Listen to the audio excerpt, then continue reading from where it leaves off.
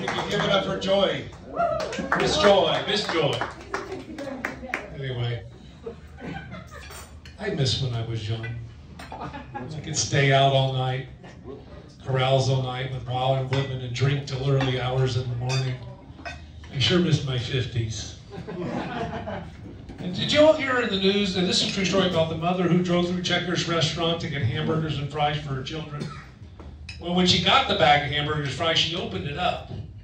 And in the bottom of the bag were 5, 6 small little tiny bags of marijuana. This is a true story. I don't know about you, but that is one awesome happy meal. And I'll tell you, are you all getting a lot of phone solicitations? Every day, every hour, someone's calling your cell phone. And I like to mess with them. One called me today, he said, "Hi, my name is Steve, I'm with the Atlanta Home Improvement Company. Is the man or woman of the house in?" I said, "Well, I'm a robber. I'm robbing the place right now. Can I take a message? They're tied up at the moment." So I took my dog for a walk today and found a yard. He wanted to do his thing. You know, it didn't look like anyone was home, so I said, "Go for it." So when after he was done, I got back home. The guy, this is a true story too, the guy living there actually was chasing after me with a plastic bag in his hand. He said, "Dan, your dog just took a dump in my yard. I believe this is yours." I said, "Hey, buddy, possession's 9/10 of the law." And my dog was chasing a squirrel around in my backyard the other day, and he actually caught the squirrel and he bit it. No, the squirrel bit him. I picked him up, raced him to the vet. I said, doctor, my dog just got bit by a squirrel. What are the symptoms of rabies if he gets them?" He said, "Well, usually the symptoms are like foaming at the mouth, and they'll growl like this. They'll go, ah, ah, ah." I said, "Oh my God, my wife must have rabies." Speaking of the wife, it was her birthday a few months ago, and I came downstairs. I said, "Happy birthday, honey," and I gave her a birthday present and a birthday card. And she said, "Why don't you take me out to an expensive restaurant tonight?" I said, "Sure I will, and money will be no object." She said, "Really?" I said, "Yeah, look in my wallet. Money is not an object." So to get me back, it was my birthday a couple days ago.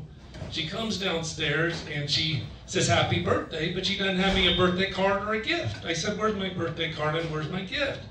She said, "If you go to Walmart, your birthday card's on aisle 5, your gift's on aisle 10, here's some coupons, knock yourself out." And you know, I hate getting gifts for people, especially during the holidays, because that's when I have to start all my holiday shoplifting. And it's hard to shoplift for family and friends. You never know what to steal. And it never fails after the holidays. A friend or a relative will call you up and say, "Dan, remember that gift you gave me for Christmas? Do you have the receipt? I'd like to return it." I said, "No, I don't have the receipt. Just take the gift to Walmart, set the gift down, grab something else, and run really fast." So anyway, I got up this morning and I had to shave, and I noticed I was out of shaving cream. So I yelled down to my wife, "Can I borrow some shaving cream?" She said, "Sure." I said, "I'm all out." She said, "Sure, it's in the cabinet." So a few minutes later, I got dressed, walked downstairs, and she looked at my face and said, "You didn't shave. I thought you would use my shaving cream." I said, "I did. Look how smooth my legs are." Anyway, I went to perform in another comedy club the other night. After my set, I asked the comedy club owner, I said, "What do I have to do to start getting paid for telling my jokes?" He said, "Do you work at a daytime job you get paid at?" I said, "Yes." He goes, "Tell your jokes at work."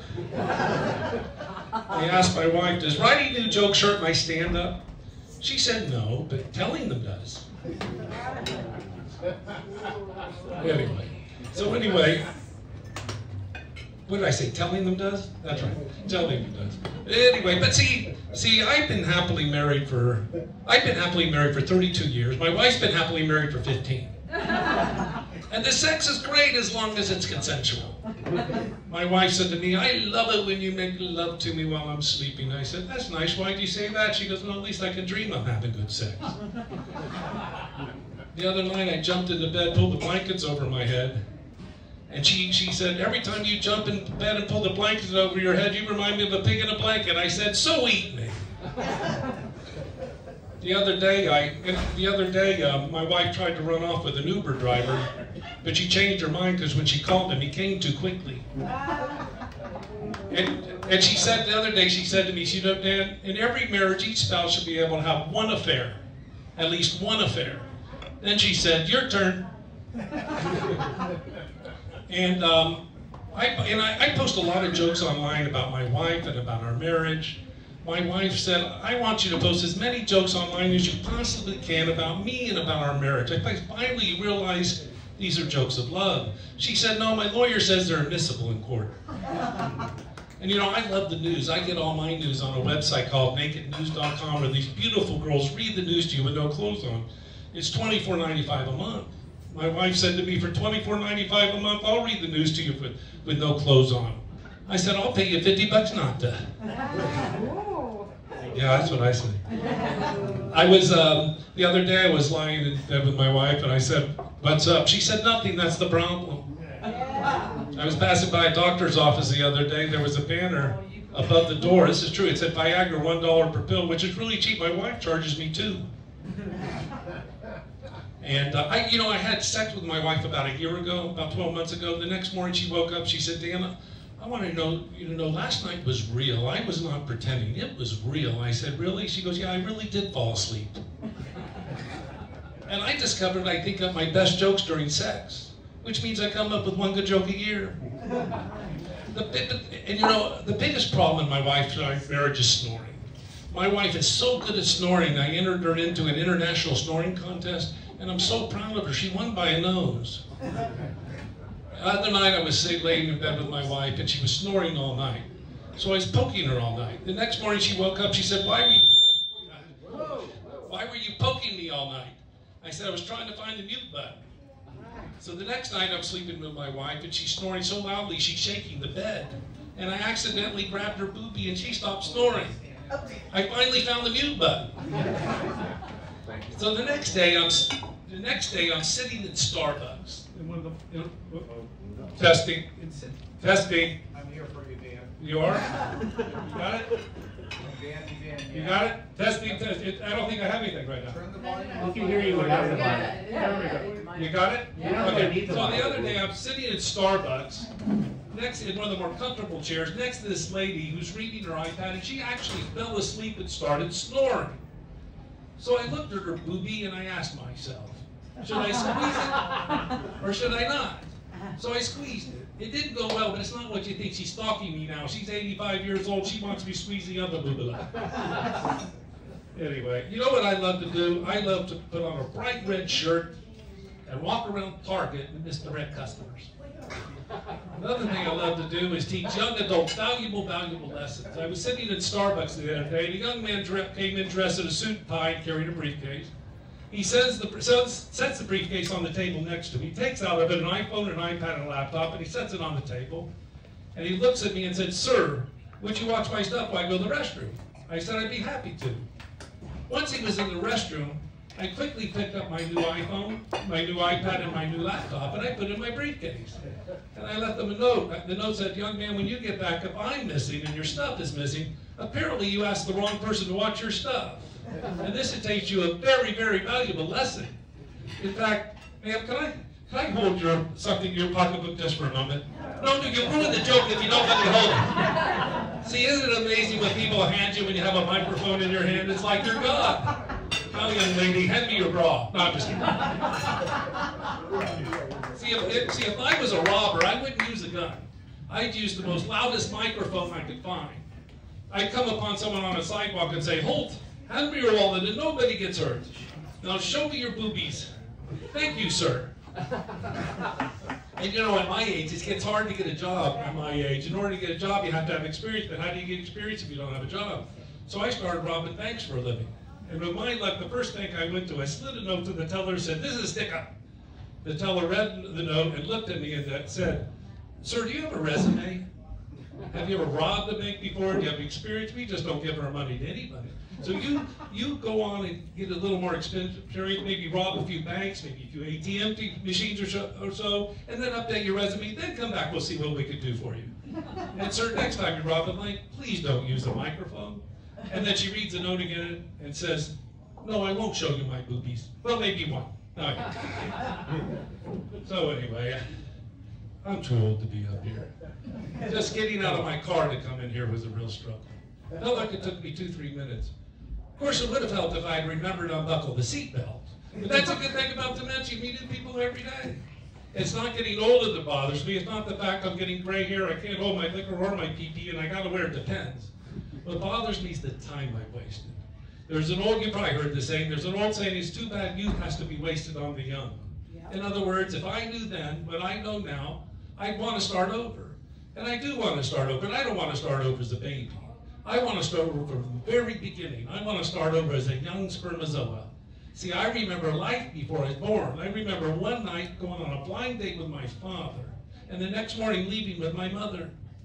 And when I was a young spermatozoa, it wasn't very popular. All the other spermatozoas just swim around me and say, Daddy's missing a chromosome, Daddy's missing a chromosome.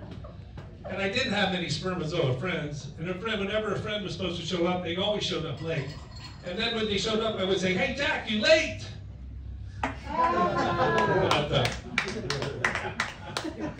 And then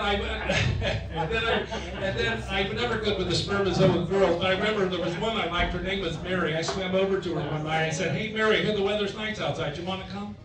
Yeah. Anyway, oh, you know, does anyone here have siblings? They still treat you the same as when they did when you were a little kid.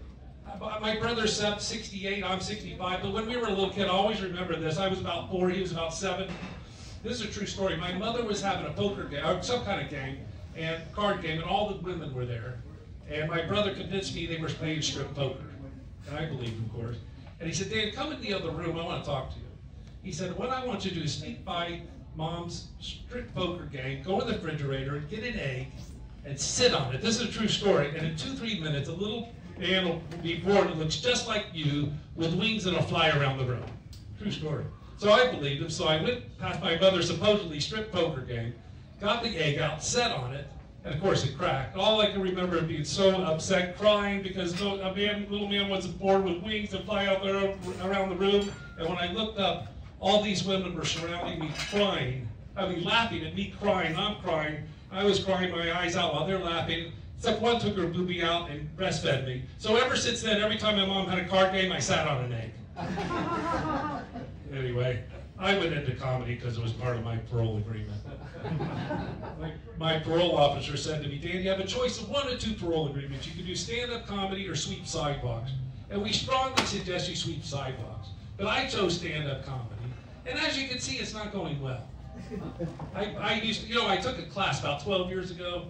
And at night, we had to go home and do homework, which is write new jokes to take back to class the next day. My jokes were so bad, the dog refused to eat my homework. And I used to bomb so much, the FBI put me on a terrorist watch list. I used to bomb so much, the U.S. Air Force left me on an answer machine. Hey, we'd like to recruit you. We're here. Are you good at bombing? But I'm starting to get better now. I just got called to perform at a parachutist convention. They said, the only thing is you'll have to tell your jokes while you're parachuting. But don't worry, there's no strings attached. And you know, before I started doing stand-up comedy, I used to be a very successful real estate agent, very successful, sold about 4 houses a week. Of course, the people living in those homes didn't know I actually put their house up for sale. But I got them a really good price. And I have a 93-year-old mother lives down the street from me in an assisted living. She'd never seen me do stand-up before. So I picked her up one day to see me do stand-up at a major comedy club. After my set, I went up to Mom. I said, hey, Mom, how'd you like my jokes? She said, you know, Dan, it's never too late to get a medical degree. I said, well, you know, Mom, I've been thinking about quitting stand-up anyway. She goes, how can you quit something you've never started? And what is it with these hookah shops? You know how these hookah shops are open, you're all over land, you've seen the hookah shops. I didn't know what a hookah was, so I researched. It's like a Turkish pipe that kids sit around smoking. So I went to a restaurant the other day, and the waitress said, would you like a hookah? I said, no, I picked my hookahs up in downtown Atlanta on Peachtree Street. Anyway, my name's Dan Glazer, and you can find me on AshleyMadison.com. Thank you very much. Thank you.